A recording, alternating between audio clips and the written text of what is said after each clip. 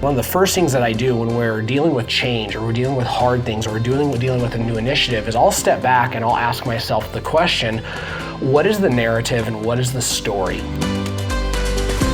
If you decide to give up on those dreams because the cost is too high, I would just tell you this, you have no idea how high the cost of actually not growing is.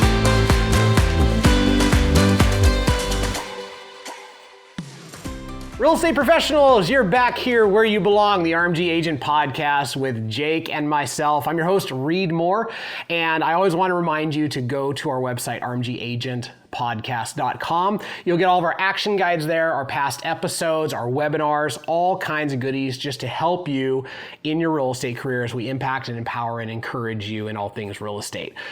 So, like I said, I'm here with my business partner and friend, Jake Bartlett. Let's go. Hi guys. First off, I want you to go back and watch a couple of the Master Series that have come out. We had an impromptu episode that we put on with Danny that was part of one of our team calls, and he just crushed it. John Walker crushed it. We've done some other episodes, Hooked on a Feeling, which are all awesome. So if you haven't listened to any of those, go back and listen to those or watch them on YouTube. And today we have got some first awesome news. Are we talking about this? Oh, we are. Yeah. Okay. So we have passed 3,000 unique downloads on our podcast. Yeah, and numerous episode hits on our shorts on YouTube, which, you know, sometimes those are really fun to watch. My kids think I'm a celebrity when they see me pop up on YouTube because being YouTube famous is the only thing that matters to them. Oh, it's great. When my kids are like, dang, you're on my YouTube. I'm like, that's right. Yes. That's right. You're in my algorithm somehow. And I'm watching you. Yeah. So we've got a good one today. Our episode today is going to be, I want to quit on myself, deflecting my lack of growth onto my business. Ooh, yeah. We'll add this to the list of like prickly ones that we've done. I have kind of a tendency to go this direction, right? I love encouraging people, right? That's what we're here to do. Impact, empower, encourage people. There is something about actually making an impact in somebody's life, though, that first and foremost sometimes is a loving slap in the face that just says, wake up. Mm-hmm. Right? And that's really what this episode is about. I get to coach a lot of people and I get to be in a lot of rooms, a lot of meetings, and I have the ability sometimes to see patterns show up in our industry and in entrepreneurs that I just think are worth talking about. So Reed, one of the things that we talked about when planning for this was we all tell ourselves stories, and there's a huge power behind those stories that we tell, and they can sometimes not be great for us. Yes. So what do you think about the power of stories? Yeah, it's something we've talked about before. Story is just this incredibly powerful vehicle. If you look at leaders throughout history, their policies and all of those different things show up and they're written about and they're really, really impactful. But if you look at people from like Winston Churchill all the way to somebody like Adolf Hitler and every leader in between, we remember the stories or the narratives that they spoke that either brought destruction or brought an incredible amount of hope. And when we're leading people, one of the first things that I do when we're dealing with change or we're dealing with hard things or we're dealing with a new initiative is I'll step back and I'll ask myself the question, what is the narrative and what is the story? How do I carve and create a story that causes people to be impacted in such a way that they come along the ride for this leadership journey that we're going to go on, right? Mm-hmm. And the reason is that story has the ability to actually draw people's minds or brains into the story with you. That's why a great movie is so captivating. It's not that you're watching a movie, is that you actually find yourself syncing up with the movie, specifically syncing up with the heroes typically in the movies, right? And so story is this powerful thing, but all of the power that story has to unite people and to bring people together and to lead people in a positive future, the power of story has the ability to create a lot of dark stuff, and not just like in our communities or in our countries, but in our own heads. Yeah. A couple things really clicked there when you think of great politicians or great people in history. Their ability to tell stories that you could connect with and you could see yourself in those stories is why they're so powerful. And then some of the things that the stories that we tell ourselves about negative things create such bad pathways in our brains. Yeah, absolutely. So when we're talking about telling our stories, ourself stories around our business, What are some of the things that you're seeing with the people you're talking to? Yeah, so kind of just going back to this idea of story and how this overlays with what we're talking about today is, any time that somebody wants to quit on a dream, anytime somebody wants to give up, anytime somebody wants to do something that is less than integral, the very first thing that maybe everybody, if not almost everybody does, is they have to carve a narrative in their head that makes it okay. If I'm going to quit, I have to create a narrative that allows me to still be the hero and to quit. Mm-hmm. If I'm going to do something, if I'm going to not honor a contract, or I'm not going to honor agreement, or I'm going to break my word, I can't just say, I'm a liar, right? Mm-hmm. I'm somebody who can't be trusted. I'm somebody who breaks their word. I have to tell myself a story that lets me off the hook, mm-hmm. right? It's the dark side of story, is that we all are susceptible to creating these stories that cause us to in our own minds, keep our integrity or whatever that looks like. So the way I've started to see this show up more and more in entrepreneurs, and specifically in real estate, is I've started to see people tell themselves a story about what they don't want in the future of their business.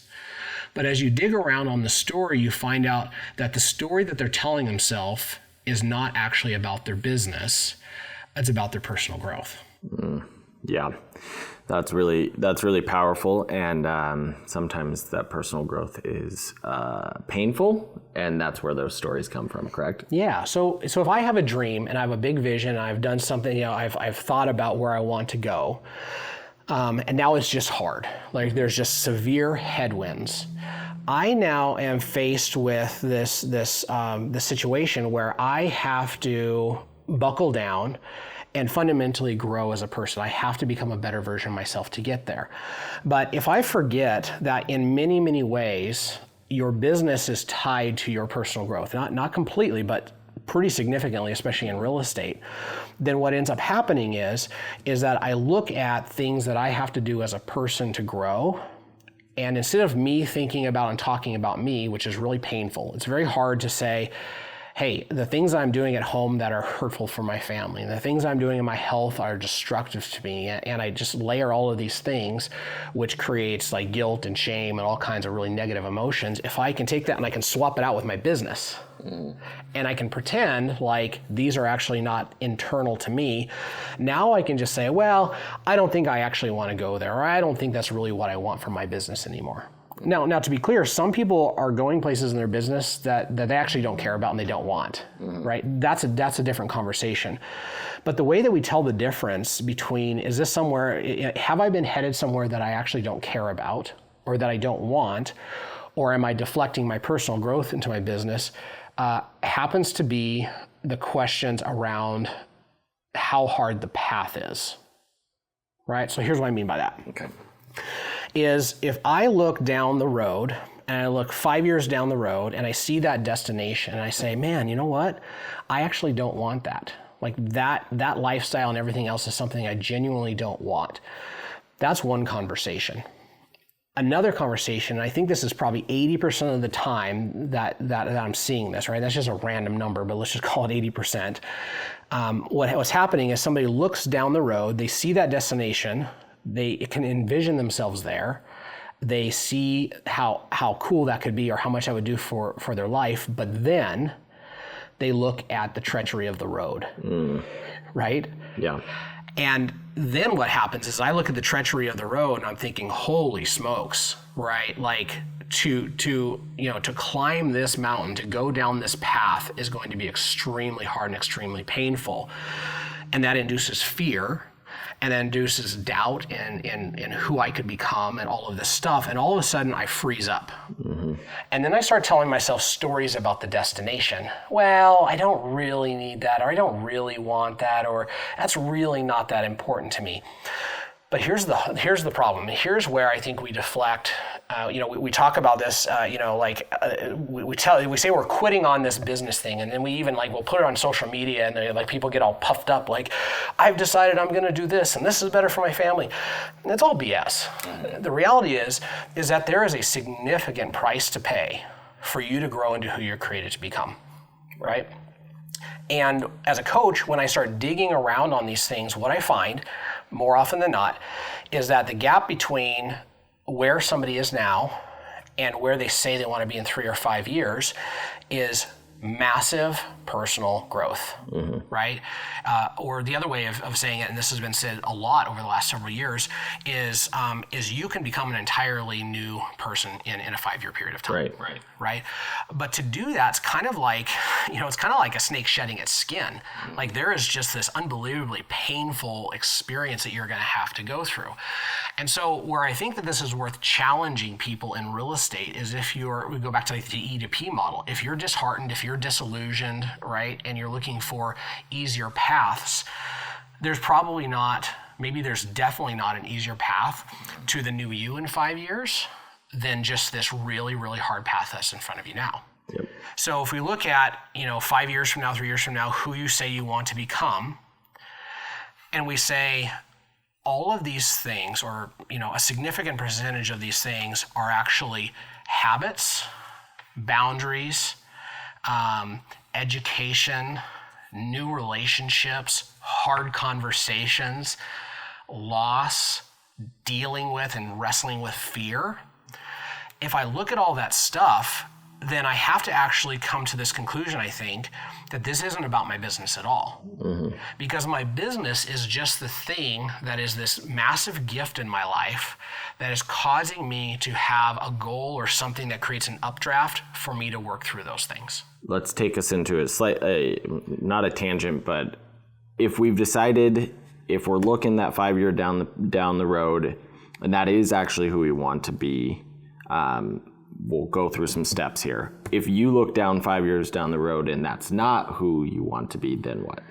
If you look at that and 5 years down the road and you say, hey, that's not who I want to be, that's great, right?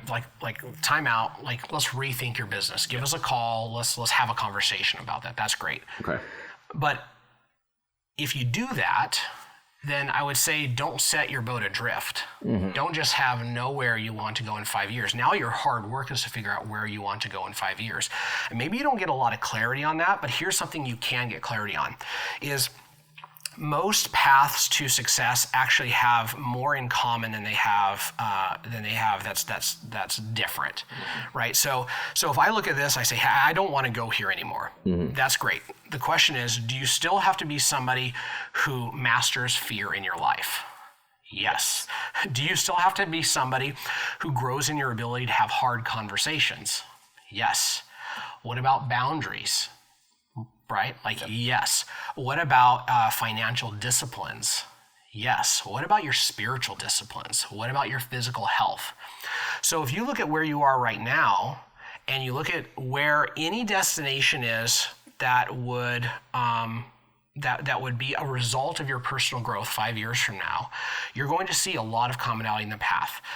So my encouragement is don't stop, don't shift into neutral and just kind of linger here, but actually start looking at the things that you can do that are going to help move you forward. So many times, the fear and the heavy lifting of your personal growth is keeping you from whatever end. And so whatever you decided you wanted, it's actually good enough. It's 5 years from now. You didn't make a blood pact with anybody. If you decide to change it 2 or 3 years from now, high five, that's fine. Right? But if you decide to give up on those dreams because the cost is too high, I would just tell you this: you have no idea how high the cost of actually not growing is. Yep. So I'm going to plug something here. If you are in that situation, before we move on to the other situation, reach out to us at hello@rmgagentpodcast.com. Yeah. We probably have an episode or something that might help encourage you or get moving forward in something else.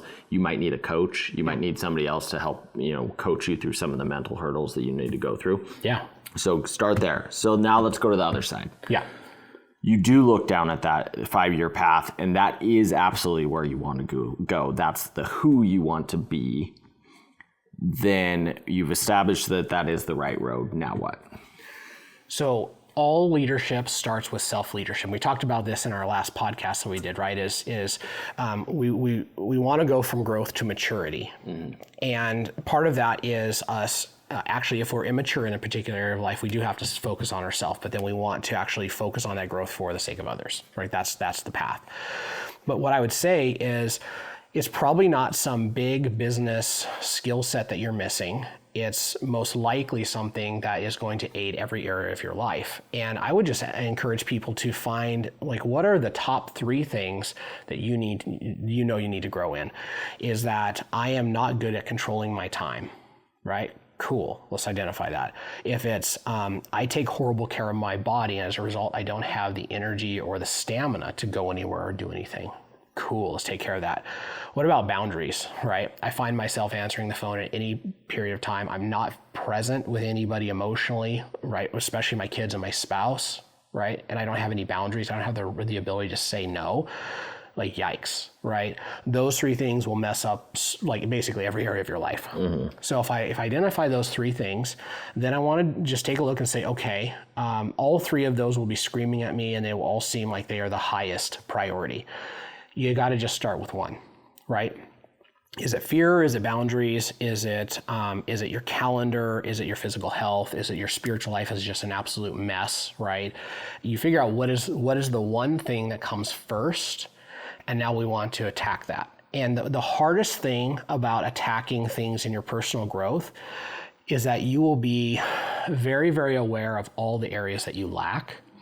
And most of the times when I see people fail for a prolonged period of time at personal growth, it's because they tell themselves that they can attack 3 or 4 or 5 things all at once, or they try to take monster steps, right? So I'm somebody who has not taken care of my physical health, and so now I'm going to go to the gym 7 days a week at 4 in.the.morning.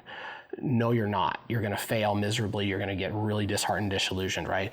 I haven't gone to church in forever. It's like, so I'm going to go to I'm going to do a devotion every morning, and I'm going to go to church 5 times a week. And no, you're not, right? You're going to start small, and you're going to start working from this place of, I can do a small, consistent thing, and then I can layer, and I can layer, and I can layer. And pretty soon, right, over what will feel like way too long, but what actually is a very short period of time, you will move the needle in that first thing.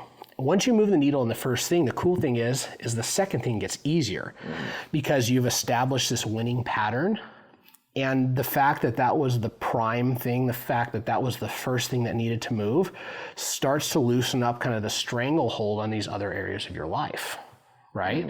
So if my prime thing is my physical health, and I work on that for 6 months until I start really moving the needle, and now I have more energy, I have more stamina, I actually now have more willpower. So now that I have more willpower, now I face an issue of boundaries, and I'm just a little bit better at starting that new journey, right? And we just layer on thing after thing after thing. So it's the old adage of how do you eat an elephant, right? Like one bite at a time. You don't try to eat the whole thing at once. Yeah. Yep. Okay. So there's one more thing I think we should talk about. The right road or the wrong road, how hard the road, and what makes that road actually so hard. What makes the road to future success so hard is you're not enough. You're not enough right now. Right? You're perfectly designed to get all the results that you're getting, right? In your marriage, in your physical health, all of that stuff. So like there's this feeling like when somebody says, you're enough, right? Gosh, that feels really good. There's in one way that's true, right? And that is like God has put things in you that make you enough, right? He's giving you the raw material. But the reality is that you're not enough to grow into the new version of yourself 5 years from now. And I think one of the things that makes it so hard is that every day on a success journey, you're waking up not completely equipped for the next step, right? When anybody does something for the first time, they've never done it before. And so that is a very, very hard process to go through. And it really needs a lot of vision, and I would say a compelling story that you have told yourself for the reason it matters for you to become the person that you were created to become. Well, this has been awesome. Just to recap those things for you. So the stories that you're telling yourself are incredibly powerful in positive or negative ways. Yes. Yeah. The road, whether it's the right road or the wrong road, it's always going to be hard. Yes. And then the way out of this is picking 3 personal growth areas in your life, starting with the one that's the most impactful, and take small steps towards that, build the habits, get the wins, and then add and layer onto it. Absolutely. And I would just say, if you've been telling yourself a story and you've been telling other people a story as to why you have enough, or why you don't want to go down this road of personal growth, first of all, just ask yourself the question, is it true, right? And if you look at this and you realize, like, I'm actually telling myself a story to protect myself from fear or to protect myself from something, you got to start undoing that story, right? Because until you can tell yourself a compelling story that causes you to have the boldness and the courage to go down that hard road, you're going to be stuck. And again, there's just more at stake than your business for allowing yourself to stay stuck for a prolonged period of time in your personal growth. Stay tuned for, we have some awesome, we got some good stuff. We got some awesome Master Series episodes in the works. Yep. As well as a special bonus episode with a tool that we both really like, and we think it's a tool that every real estate agent should have. Yes, absolutely. So stay tuned for that. And as always, guys, we are here to impact, empower, and encourage you in all things you do and in your real estate business. Thanks for tuning in. Awesome, guys. Thanks. We appreciate you. Take care.